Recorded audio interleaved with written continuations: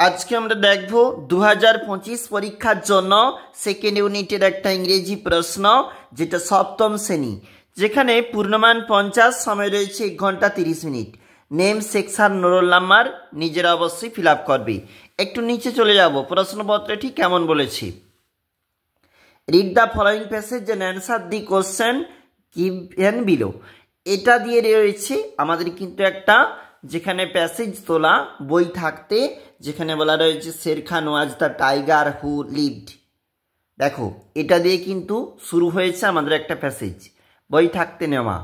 এর নিচে কিন্তু আমাদের রয়েছে ঠিক একটা, যেখানে এমসিকিউ প্রশ্নপত্র, মানে বলেছে choose the correct answer from the given alternatives. মানে তোমাকে যে এমসিকিউ প্রশ্নগুলো বলেছে তার সঠিক উত্তর যেটা হবে সেটা কিন্তু তোমাকে টিক মার্ক দিতে হবে। এর জন্য কিন্তু রয়েছে 2 নাম্বার। মানে এখানে যেটা সঠিক রয়েছে আমাদের একটু টিক মার্ক দেওয়া রয়েছে, তোমরা অবশ্যই দেখবে। Write T for true, A for false statement in the given boxes 1:2। মানে দেখো, প্রথমেরটা যেমন ফলস বলা রয়েছে, আমরা এইভাবে একটু চলে যাচ্ছি পরের যে পেজটা, এটা পরবর্তী পেজ, যেখানে কিন্তু সেটাও false. Answer the following questions 1:2। দেখো, দুটা যে প্রশ্নপত্র এবং তার উত্তর কিন্তু এখানে একটু লেখা রয়েছে, তোমরা এটাও দেখতে পারো বা নিজেরাও করতে পারো। Read the following extract of the poem. মানে তুমি জানো একটা কবিতার পাঠ তোলা রয়েছে এখানে, এই কবিতা ধরে কিন্তু নিচে একটু চলে যাচ্ছি, যেখানে কিন্তু তোমাকে বলেছে choose the correct answer from the given alternatives. যেটা সঠিক হয় তুমি কিন্তু সেটাকে টিক মার্ক দাও। এর জন্য 1:2 মানে হচ্ছে 2 মার্ক। আবার একটু নিচে চলে যাব, কি বলতিছে দেয়ার, দেখো কি বলেছে, answer the following questions 1:2। 1 number করে দুটার জন্য মোট 2 নাম্বার রয়েছে।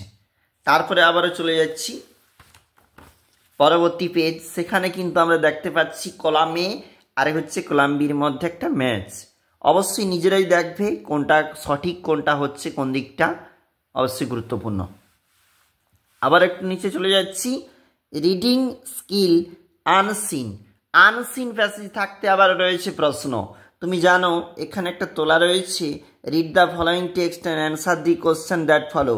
দেখো, teach are very great friend of man. মানুষের একজন ভালো বন্ধু। দেখো, এটা তোলা রয়েছে, নিচে রয়েছে চুজ দি কারেক্ট অল্টারনেটিভস, যেটা সঠিক হবে। এর জন্য তোমাকে কিন্তু দিয়েছে 3 মার্ক মোট। দেখো, বিদ্যাকে কি বলেছে আবার, find out the nearest meaning of the following words from the above passage. এটা দিয়ে আবার রয়েছে এবং এর জন্য কিন্তু রয়েছে 2 নাম্বার। চলে যাব পরের পেজ, এটা পরবর্তী পেজ, যেখানে তোমাকে আলোচনা করতেছে গ্রামার এন্ড ভোকাবুলারি থাকতে। মানে প্রথমেই রয়েছে আর্টিকেল প্রিপোজিশন, কোনটাতে কি বসবে দেখবে। একটু নিচে চলে যাব আবার, যেখানে fill in the blanks with possessive pronoun and adjective 1:2 দেখবে। তারপর দেখো কি বলেছে, 6 দাগের প্রশ্ন মডেলস থাকতে দেখবে 1:2, এবং 7 দাগের যে প্রশ্ন সেখানে রয়েছে সাফিক প্রেফিক্স, অবশ্যই গুরুত্বপূর্ণ। 8 দাগের প্রশ্ন suitable tense of the verb given in the brackets 1 number. দেখো, একটু নিচের দিকে এইরকম রয়েছে, অবশ্যই গুরুত্বপূর্ণ। চেঞ্জ দি ন্যারেশন মুড রয়েছে, এবং নমিনাল কম্পাউন্ডস অবশ্যই দেখবে। আবার একটু নিচে চলে যাব, যেখানে বলেছে অ্যাডজেক্টিভ ইন দিয়ার প্রপার ডিগ্রি 1:3। এরপরে গুরুত্বপূর্ণ আরেকটা টপিক, সেটা হচ্ছে রাইটিং স্কিল। এই writing skill, write a story with the help of following points.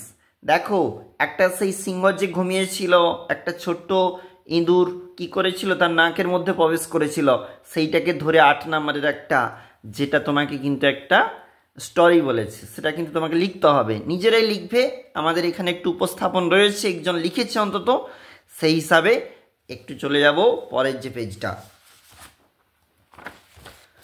এটা পরবর্তী পেজ, মানে তার বাদ বাকি অংশটুকু। এবং নিচে রয়েছে write a story using following points, সেখানেও রয়েছে আবারও কিন্তু একটা গল্প। 8 নাম্বার রয়েছে এবং দেখো একটু নিচে চলে যাচ্ছি, এটা তার পরবর্তী অংশটুকু। অবশ্যই নিজেরা প্রস্তুতি নাও, পরীক্ষার প্রস্তুতি খুবই ভালো করে পরীক্ষা দাও। আর আমরা এখন দেখছিলাম সপ্তম শ্রেণীর ইংরেজি।